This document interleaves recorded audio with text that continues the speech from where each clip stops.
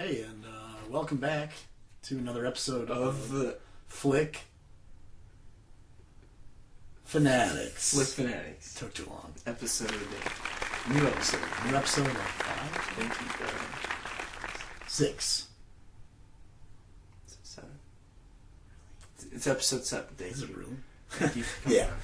Okay. This is my guest, Jackson. And this is my guest, Matt. Matt. Sounds like math. Math. Speaking of math, we saw the film The Incredible Burt Wonderstone. Go ahead. No. Finish. Go ahead. There are starving people in it at one point. Yes. Whether they're starving entertainers or starving children, they're in it. Oh my god. This film stars Steve Buscemi, Steve Carell, and Jim Carrey. Don't forget the lovely Olivia Wilde.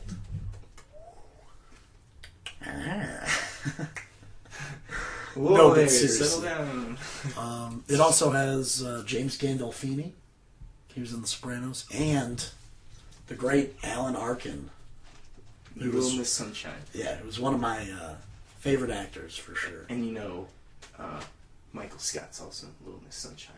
Michael Yes. Scott's also in Little Michael Scott is also in Little Miss Well, we Sunshine. didn't see Michael Scott today. We saw The Incredible Burt Wonderstone. You wanted to tell us a little bit about the movie, Jackson? Yeah, this movie is basically about a pair of magicians and their love of magic. All of a sudden, a new hip magician comes in town, and blows everybody out of the water. And guess who's left flopping on the deck? Steve Carell and Steve Buscemi. So they just try to redeem themselves in the magician world and try to gain the love and respect of James Gandolfini's character, Doug Money. And now that's money spelled Munny. And I thought that was just hilarious. But yeah. This film is guaranteed to give you the giggles, and For sure. It's all tons of laughter going the whole time. I thought it was very interesting that 2 of the lead roles were played by 2 Steves. Yeah, I like that. I do too, yeah. And of course, Jim Carrey. Well, let me just say, I'm really happy to see him in the movie. Back on the silver screen, for sure. 'Cause he was too funny in this movie. He was definitely the villain of the movie. And he was... There's some points where he gets really villainy. Like, evil. Wacky. Yeah. Wacky. He does some really crazy stunts in this movie. All in the name of magic. Get some cue sound there. Get some sound to support that. We'll edit that in. But anyway, Matt, what did you say your pros and cons were? Pro number 1. This cast was awesome. Everyone that was starring in it was awesome, and everyone that was supporting in it was awesome. We had 2 great characters, and they even had a little bit of character development in the beginning of the film. I really liked that. And the music was hit and miss. Some of it was really cool. Some of it wasn't so cool. But Alan Arkin stole the show. Yep. As he always does. Yeah. And James Gandolfini, if you're going to go out and spend some money, Zero Dark 30 came out on DVD today. And I suggest if you're going to go out and go see this movie instead of that one. Because he's much better in this one. And it's a much better performance overall. Don't spend like the 30-some odd dollars for the DVD of Zero Dark 30. It's a combo pack. Just spend the $10.50 on a ticket to see Burt Wonderstone. Because you're going to laugh your socks off. And I mean it. Yeah. It's very funny. Did you have any complaints about this movie? Did you have any things that you really liked that stood out to you? Or was it all just kind of there? I thought I'm not going to spoil anything, but like the main magic trick that they try to do at the end was just hilarious. Oh my god, it was too funny. I thought it was just hilarious and wacky and ridiculous, but I don't know. It was good. Here's what we'll say. We're not going to spoil it. Yeah. No spoilers. Just go see it, because your eyes might go like this. One thing I didn't like was Steve Carell's character, Burt Wonderstone. There are some parts where, sometimes he's not a likable character, but sometimes he's trying to be likable. And I think he makes up for it, though, at the end of the movie. Yeah, I'd say. By the end of the movie. Yeah, by the end of the At some point movie. in there. Mm-hmm, for sure. But there were some parts that were a little questionable. I didn't care for. Same with Jim Carrey. His character was crazy. Like, imagine Chris Angel, the mind freak. Mm-hmm. This guy, as he calls himself, Steve Gray, the brain rapist. The brain rapist. If you're not laughing right now, don't even see this movie. Yeah, because you got no sense of humor. Jim Carrey's part is all about going over the top, being crazy, frightening people. Yeah, even scaring them or making them a little squeamish. Yeah, for sure. As a warning, there's a part where Jim Carrey's character is going to do a magic trick. He's on the street. He's in the strip of Las Vegas, right? And he's talking about, pick this card, blah, blah, blah, take a card out of the pile, write your grandmother's name on it.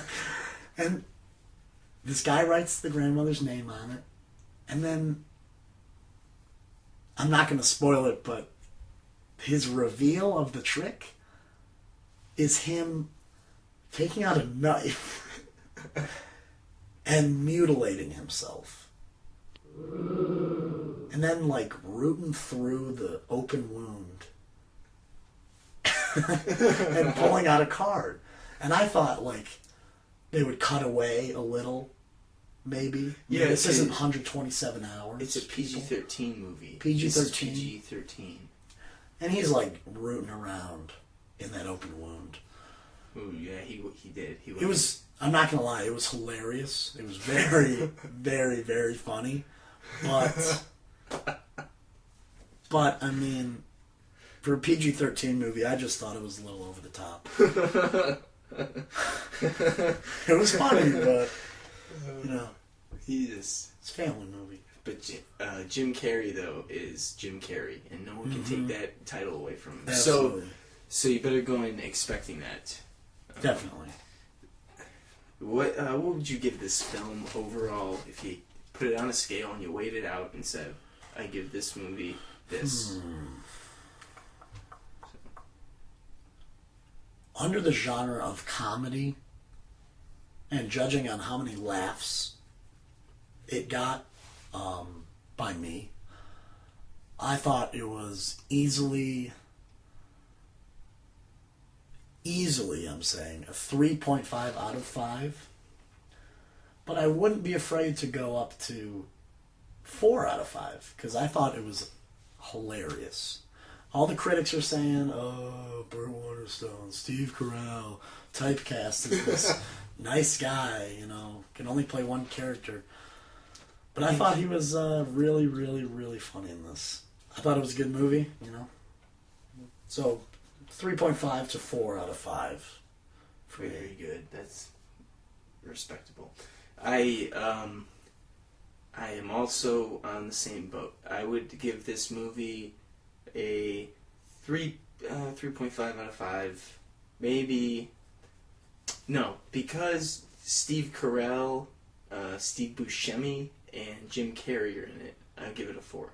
Because I respect all of those guys as actors and comedians, and I think a lot of their movies are very funny, and I usually think that they pick movies pretty wisely of something that they find funny too. Yeah. And I think that this was a good pick, because, and as it's not doing well, it only made $10 million at the box office opening weekend, only 10 million. Yeah, right. Like, that's some small number. And the reviewers, the critics don't like it, but I think that eventually people are going to look back at this movie and say, that was pretty funny. Because it's got a lot of clever transitions into funny, almost like sketches that are commercials and stuff on TVs. Yeah. And they do a really good job of having kind of an alternate take on some comedy at certain parts. And I think that that's kind of undervalued right now. Yeah. So I would give this movie 4 magic wands out of 5 magic wands. Yeah. So 3.5 to 4 top That's the hats filled consensus. with rabbits for me, for sure. One thing I'd like to add is the thing that sets this comedy movie apart from more recent comedy films is like the little things, the little subtle nuances that really, how do I put this, makes this movie go above and beyond the typical comedy movie. Yeah. Like, there was some clever, like, sharp wit, and Definitely. yeah, it was good, for sure. If you're not willing to spend the $10.50 for the ticket, wait till it comes out on DVD and definitely rent it. And if you like it from renting, buy it for sure, because I thought it was hilarious. This is the next Anchorman in my shelf. Really? I'll say it because Anchorman is a very funny movie, but this is also a very funny movie. And it's a funny movie in different ways, and they both have killer casts. And Steve Carell's in both of them, so... Yeah. So if you don't like Steve Carell, you probably don't like either of those movies, but it's a good one. Yeah, if you don't like and Steve I take Carell, that back. It's not as good as Anchorman, but it is a good movie. Yeah, for sure. Definitely a funny, laugh-out-loud kind of movie. Yes. If you want to have fun, you watch it. Yeah, if you're a fun-loving person and, don't hate yourself, go see the movie.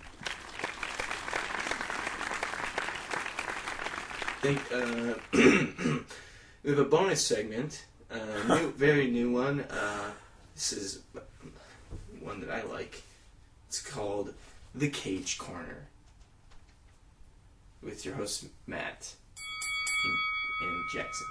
Well, kind of. The Nicolas Cage film that I picked this week is Adaptation, Directed by Spike Jonze, who also did Jackass. And he did Where the Wild Things Are.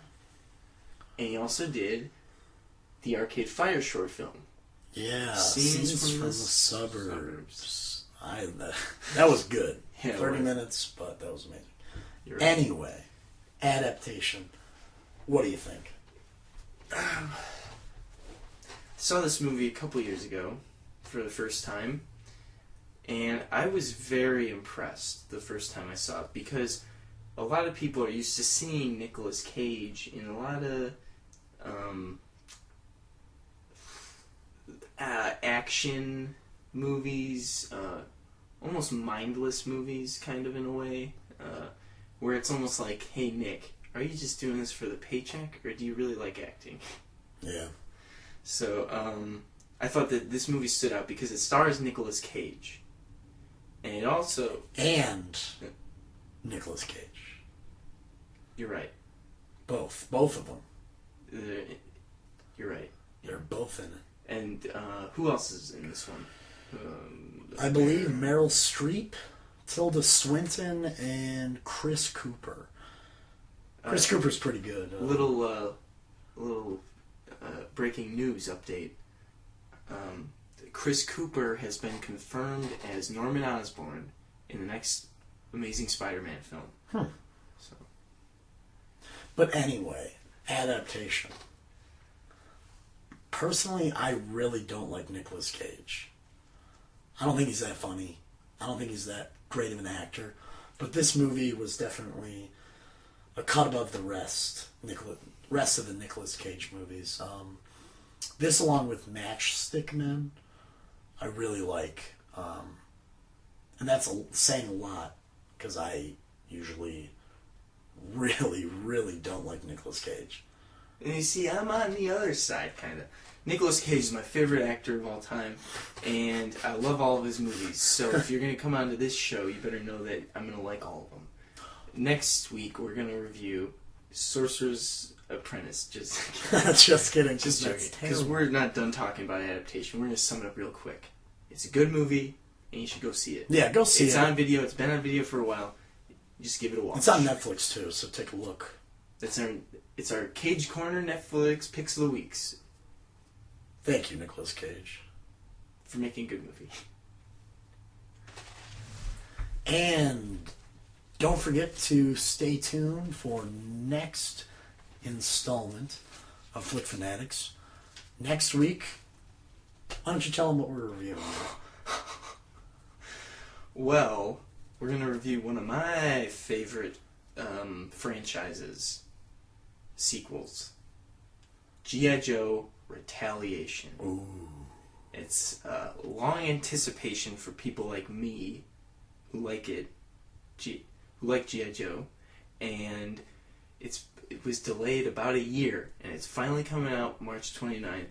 We're going to be at the premiere, we're going to watch it, midnight, and we're going to review it. For sure. And also, don't forget, A Place Beyond the Pines. The brand new Ryan Gosling vehicle.